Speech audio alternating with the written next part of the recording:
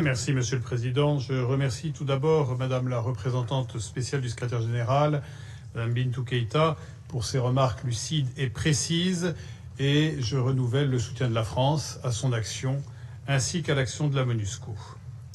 Comme cela a été relevé, la situation sur le terrain connaît une dégradation continue, en dépit des accords conclus, grâce à des processus diplomatiques que nous saluons et que nous appuyons. Les attaques de groupes armés contre les civils se poursuivent, ainsi que les violations du droit international humanitaire et des droits de l'homme. Quelques chiffres en témoignent de l'urgence de la situation humanitaire et des droits de l'homme.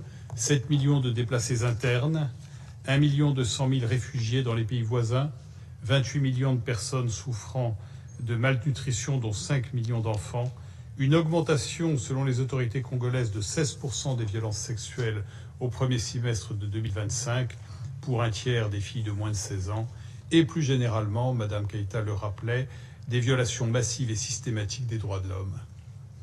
Cela ne doit pas être source de résignation, mais bien à l'inverse d'une mobilisation renouvelée de ce Conseil en soutien aux efforts de paix. La France salue une nouvelle fois l'implication des États-Unis, du Qatar, du Togo, de l'Union africaine et des organisations sous-régionales, ainsi que de leurs facilitateurs. J'insisterai aujourd'hui sur 3 points. Premièrement, la conclusion d'un cessez-le-feu inconditionnel, effectif et vérifiable est la priorité.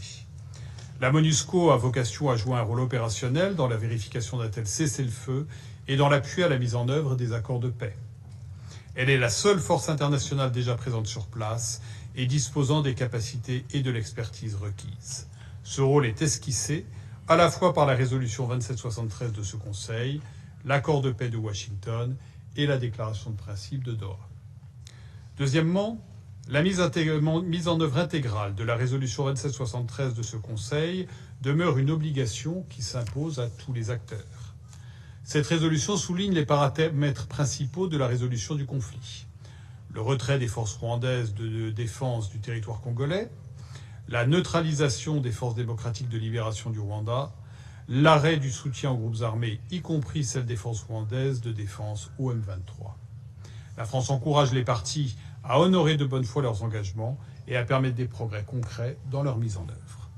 Nous soutenons également la poursuite des échanges entre le gouvernement congolais et le M23 à Doha, en vue d'un accord global de paix qui soit conforme à l'objectif de restauration de l'autorité étatique de la RDC. Le respect de la souveraineté et de l'intégrité territoriale congolaise est non négociable. La poursuite de l'expansion territoriale du M23 ainsi que la mise en place d'administrations parallèles illégales doivent cesser immédiatement.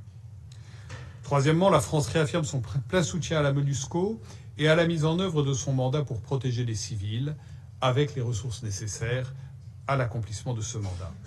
Elle appelle à la levée immédiate de toutes les entraves à la liberté d'action de la MONUSCO. Le renouvellement du mandat de la MONUSCO en décembre sera une étape importante. Nous appelons le secrétaire général à inclure dans son prochain rapport trimestriel des recommandations sur la mise en œuvre du mandat, compte tenu de l'évolution de la situation sur le terrain et sur tout ajustement nécessaire aux fins d'assurer la performance de la mission. Nous saluons enfin les progrès relevés par Mme Keïta s'agissant du dialogue national et la contribution qu'y apporte la société civile et les églises. Nous soutenons le rôle de bons offices de la MONUSCO à cet égard. Monsieur le Président, pour conclure, je le répète, la complexité de la situation ne doit pas nous dissuader, mais au contraire renforcer notre engagement. Il y a urgence à trouver une réponse au conflit et à rendre espoir aux populations civiles de la région. C'est pourquoi la France réunira le mois prochain à Paris tous ceux qui peuvent répondre à l'urgence humanitaire et faire converger les initiatives de paix. Comme l'a indiqué le président de la République Emmanuel Macron devant l'Assemblée générale, nous n'avons pas le droit de nous décourager. Je vous remercie.